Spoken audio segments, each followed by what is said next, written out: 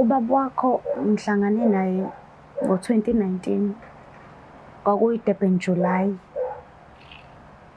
So ngithe mengihlangana nawe ngo-2021, ukhona vele empilweni yami. Ayikho into etheni, ikona nje ukuthi uyengifakela imali meze kuma-business trips futhi la eThekwini ngimbone.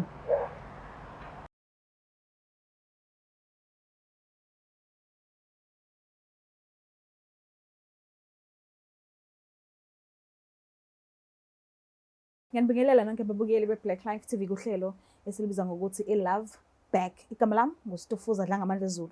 So-ke njengoba i-guest yami ngivakashelile today, kuqonda ukuthi ukhona lo muntu ospecial enhlizweni yakhe asafisa ukuthi baphinde futhi bazame ukuhlanganisa uthando lwabo. Kodwa-ke uzosichazela kabanzi ngokuthi bahlangana kuphi, nini, kanjani and bahlukaniswa yini njengoba sela ezocela uthando futhi. So-ke asike sizwe ukuthi ngabe kuzohamba kanjani. Sabona kanjani? Yeah, ngiyapha njani? Ngiyaphila nami uma bani?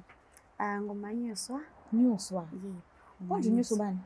Ngcobo, Ofuze. Oh, okay. Yes. Iqadi. Qadi. Uyangena iqadi lapha? I'm not sure, Bakhona angijulanga. ongcobo abajwayelisa iqadi. Angijulanga kakhulu kulezi zinto zesibongo ukuthi nemvelaphi kisi. Why? I don't know. Why ungena ndaba?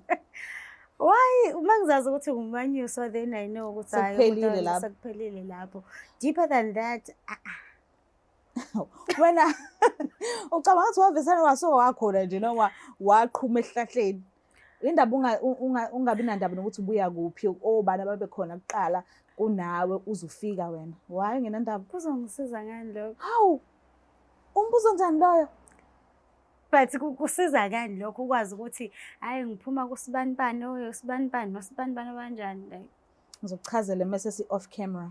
Okay. So-ke ngicela ungichazele ukuthi uhlangane kuphi nomuntu owaye umuntu wakho, ngamuphi unyaka, nihlanganela kuphi? Kwakwenze njani? It was June 2021. Wayefikile ngasekhaya. Wafika wangibona. Wacela ukukhuluma nami, ayingamnikeza ithuba sakhuluma. Sijolile nje from 2021 until last year.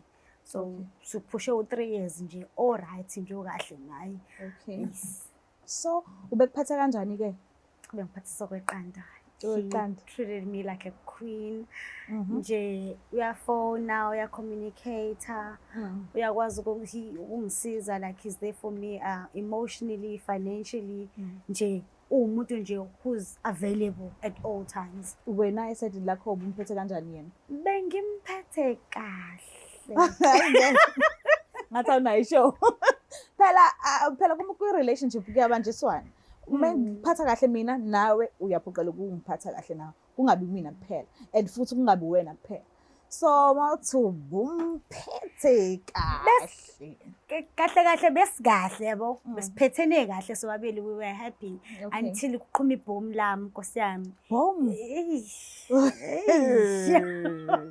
Singakafiki ke kwibhomu.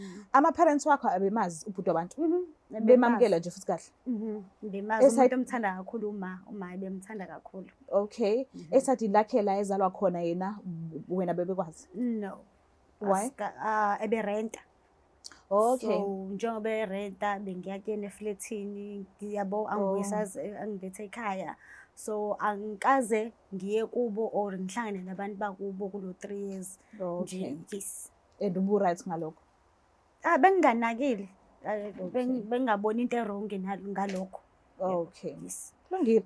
So ke ithini ke into lithini ibhomu liqhuma wenze njani lisukaphi? Jazi ibhomu. Uziyaphefumula. Ayisho ukuthi kuningi. Izanakho. I need keeps getting kuningi ya. Kuningi ya. Yo. Izanazo mina ngayithanda ke indaba ungashinje nogodo. Lalela ke. Shothi ugelo yimina had a blesser so Hayi. No, musukubabaza phela ngizoxoxa kanjani mozolokhu ngibabaza. Lo muntu lo umshilo wathi lo muntu ufuna ukubuyelana naye bephethe kahle ngandlela zonke, ubekusiza ngandlela zonke, imalini, uthando nani. Kodwa ngaphezulu kwalokho ubuneblesser. Iblesser ngibe nalo before him. So uthe okay. uma efika sizothandana naye, I was like vele lo baba ushadile, he's got his own family. Okay. Nami I need to find umuntu wami. Okay. Yabo. So ibingeyona inkinga futhi ebengekaze angibambe ngendlela ekubekwenzeka ngayo because bengimbona ubaba meize kuma business trips kuphela la eThekwini. Okay. Yes, afika book leyo ndawo ngihlale nayo on that day, then I go back home. Oh, okay. So uzongibamba yena indirectly, hayi ukuthi wangibamba. Like iqiniso nje lavele laziletha kuyena. Shuthi uMrs umama kaBaba Yes. wabamba ukuthi ubaba unesincanakazana. So shuthi kulowo mndeni babe ne family group chat. Kulo family group chat shuthi uma wakhona weseyidinwe kakhulu batexta kubo ukuthi hayi ubaba wena usenze 1 no 2 no 3 meqeda lapho wafaka isithombe sami. Not knowing ukuthi undodana wakhe. Hey. Exactly. So wasethola kanjalo ngoba ethola indaba kuma wakhe nasi nesithombe samuntu wakhe. And then that's when he confronted me about the whole thing.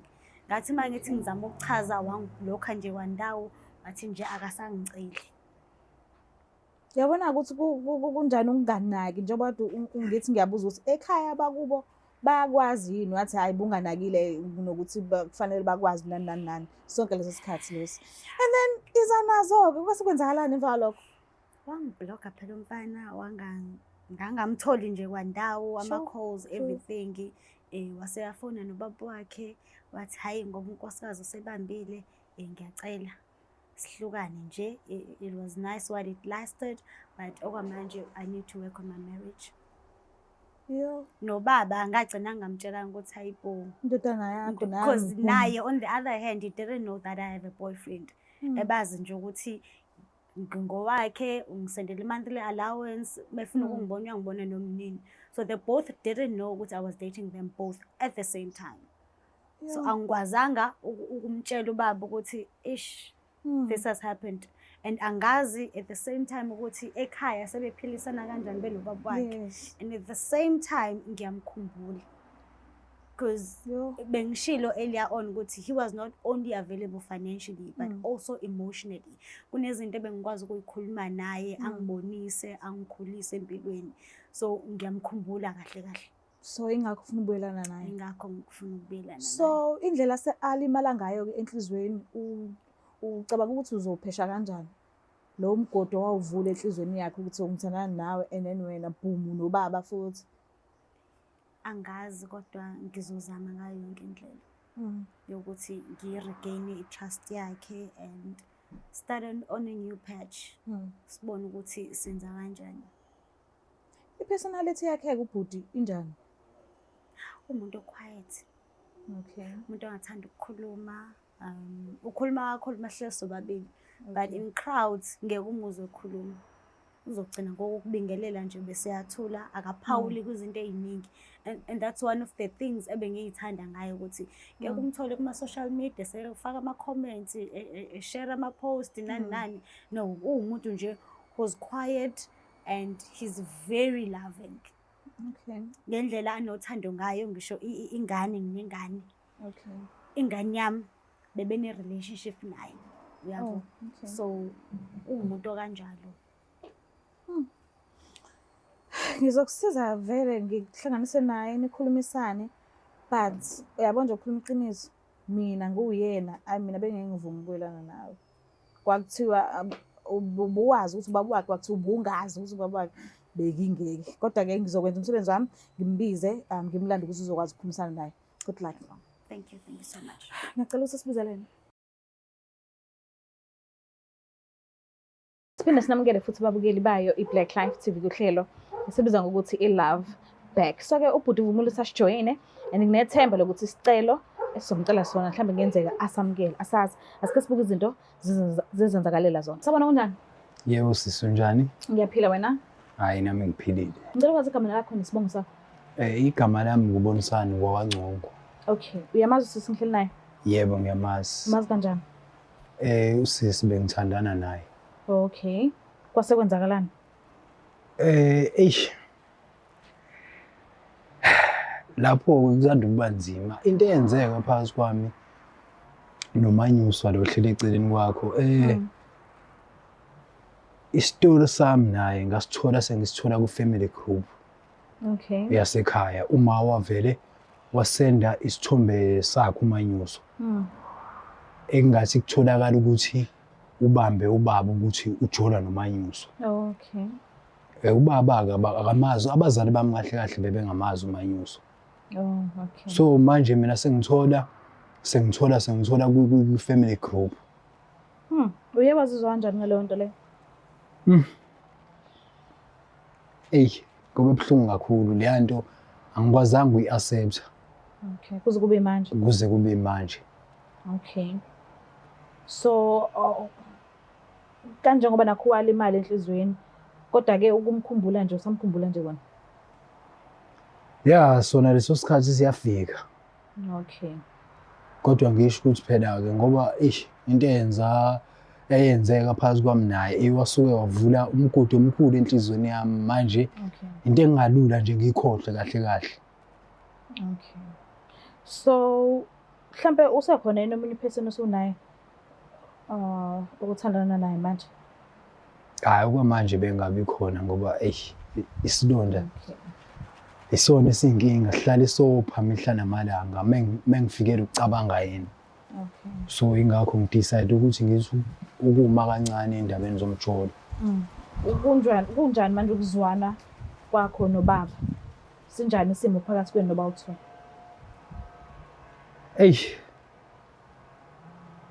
Kunzima kakhulu ngoba ngangokuthi mina ngisathanda ukuya ekhaya njengoba kade ngumuntu vele ekade ngiqashile. So ngisathanda ukuvakasha ekhaya, bengiye ekhaya sikhuluma nobaba ku-right kumnandi. Kodwa manje emveni kwesimo esivelile ukuthi yena ungenza into enje Okay. No, ngiya-understand. So njengoba ula ubhalile usisi ngesimanga sokuthi usafisa ukuhlangana nawe akhulume nje nawe ubuso nobuso. Ungajahile nihleli nje kanje. So wayesebhala wacela ukuthi asimhlanganise nawe. So isizathu esenze ukuthi ube la ekhaya namhlanje sona leso. So ngiyacela nje muphe isikhathi sakho umlaleli ukuthi yini le afisa ukisho kuwena. Isicelo. Sisi mina ngokwami bengazimisela ukuthi kahle kahle ngikhulume naye uManyuswa ngoba yabo into angenze yona. Vele uthi angihlanye mengimbona nje njengoba ngadecide ukuthi ngivele ngimblock nje ngingafuni ukuthi into ehlangene naye. Naye-ke ngoba azi ukuthi mina ngumuntu okanjani ongazwani ney'nkinga nodlame nje into ezingekho right nje mina ngizwani nazo. So ngoba ngavele ngadecide ukuthi ngimblock kahle kahle mina ngifuni lutho enhlangene naye nje empilweni yami ngoba ngasuke ngithatha izinqumo ejulile yabo kanti isidinga sikho kanti mangahlangani naye mina ayikho into ezokwenza ukuthi mina ngicabanga ukwenza into ezimbi komunye umuntu noma kuyena. So angifuni lutho nje. Yabo nje maqala uthi uyavula umlomo uzongenza ngivele ngisangane ngivele ngisuke ngihambe futhi ngoba ngifuni lutho oluhlangene naye.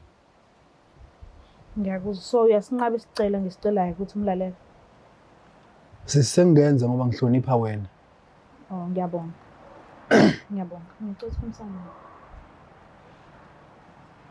Sawubona. Yebo. Uyaphila kodwa? Kufani. Bengithi since mina nawe sagcina singakwazanga ukuthi sikhulume. Ngithi angithi ukuchaza kancane. Ngiyazi ukuthi angeke kube ubulungiswa kwento engayenza but at least uze iside lami le-story. Mhlawumbe uzo-understanda ngendlela izinto ezenzeka ngayo. Ubaba wakho ngihlangane naye ngo-2019 kwakuyi-Durban July. So ngithe mengihlangana nawe ngo-2021 ukhona vele empilweni yami. Ayikho into etheni, ikona nje ukuthi uyengifakela imali meze kuma-business trips futhi la eThekwini ngimbone. Ngathi-ke mase ngihlangana nawe ngo-2021 ngabona ithuba lokuthi sengingakwazi nami ukuthi ngithole umuntu olingana nami ozongithanda ngale ndlela engifisa ukumthanda ngayo. ngibe nenhliziyo endeke nembi futhi ukuthi ngingayeki nobaba wakho, ngiqhubeke nani nobabili, because bese ngibona ukuthi ngiyabhenefitha from both sides. Ngiyaxolisa futhi ngendlela izinto ezenzeke ngayo, ngendlela eqhamuke ngayo lento. Ngiyazi ukuthi uthanda kanjani umndeni, and I know ukuthi lento isikwenze wangabi sakwazi ngisho ukugoduka.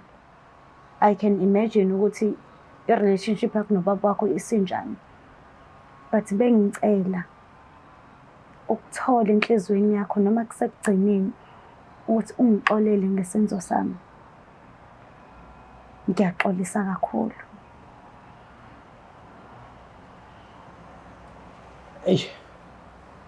Ngiyakuzwa ukuthi uthini, kodwa manje mina khona into engingayiqondi kahle. Wena ngoba sukubhidlizile, umoshile phela, i-disaster nje lo yenzile. Ubaba wami, mina nobaba wami ngenze njani? Ungibonise kuloko ngoba manje ikhanda lami angathi alisekho kwa-right. Ubaba wami ngenze njani? Noma ngeke ngikwazi ukukutshela ukuthi yenze njani noma yenza kanjani, kodwa into engiyicelayo, ngicela ukuthola enhlizweni yakho ukuxola. Ngiyazi ukuthi sekubhidlikile phakathi kwakho nobaba wakho, kodwa nomndeni ekugcineni kosuku kumele niy'lungise izinto zibe kahle. Noma ugcine ungalunganga kumina, kodwa phakathi kwakho nobaba wakho nikwazi ukuthi nilungise. Ngoba ngishilo ukuthi Manyusa, le nto mina ngenzela ukuhlonipha usisi, njengoba wazi nawe ukuthi mina ngiyena lo muntu wesixhwanguxhwangu. Manje yabo le nto ongitshela yona angizwa manje ukuthi mina manje angithathe le pain leyo ongenze yona ngikukhiphele la kuwe manje. Ungakuthini lokho uma ngathiwa ngiyakwenza manje? Cha, noma ngeke ngikusoleke uma wenza lokho, kodwa ngiyacela. Ngisho ingane yami siyakukhumbula manje lokho engibuza wena. Angazi ukuthi ngizophendula ngithini. Uzothi uphi umalume?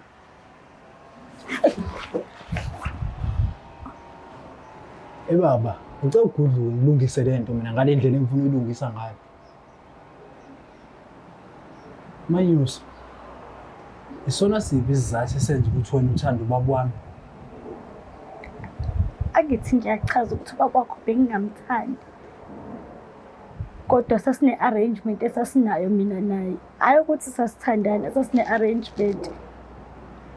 Ngiyavuma ngilenzile leli phutha, kube yiphutha ngilenzile, ngibe nenhliziyo embi nokuthanda imali nokuthanda i-soft life. Kodwa konke lokho akungibuyiselanga ngalutho. Ngiyacela, ngiyakunxusa, cela ungixolele mfethu. Ngiyacela, ngizoyithoba manje phambi kwakho. Ngizamile ukuqhubeka, ngazama akwenzeki. Into engenzela ubuhlungu kakhulu ingane yami lokho engibuza, uphi umalume, uphi? Ngizothi mina umalume uphi? Mase kuqhamuka omunye umalume ngizothi uqhamukaphi nalowo malume loyo? Ngilenzile iphutha, ngiyacela Nkosi yami, ngiyacela. Ngisho kuthiwa ungixolele-ke kucela uhambe uyobona ingane. Ngiyacela mfethu.